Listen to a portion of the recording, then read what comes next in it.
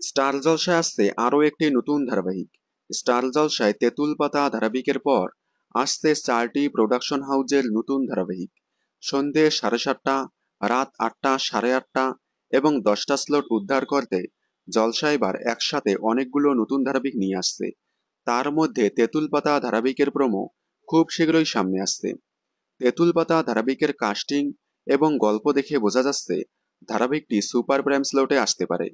রাত 8টা কিংবা 8:30 স্লটে আসতে পারে তেঁতুল পাতা ধারাবাহিকটি।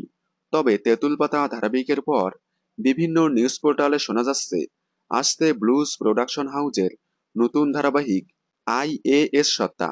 কয়েকদিন ধরেই বিভিন্ন নিউজ পোর্টালে এই ধারাবাহিকের খবর বেরিয়েছে, যেখানে দেখা যাচ্ছে প্রধান চরিত্রে জনপ্রিয় অভিনেত্রী শ্যামপ্তি মাডলিকে এবং নায়কের চরিত্রে দেখা যাবে জনপ্রিয় অভিনেতা রাহুল ব্যানার্জিকে, যাকে এর আগে তুমি আসবে বলে, অর্ধাঙ্গিনী, লালকুঠি, দেশের মাটি ধারাবাহিকে দেখা গিয়েছিল।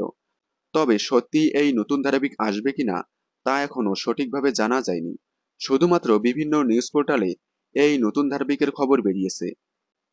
তবে দেখা যাক শেষ পর্যন্ত আসে কিনা। আপনারা ব্লুজ প্রোডাকশন হাউজের নতুন ধারাবাহিক দেখার জন্য কতটা এক্সাইটেড কমেন্টে জানাবেন।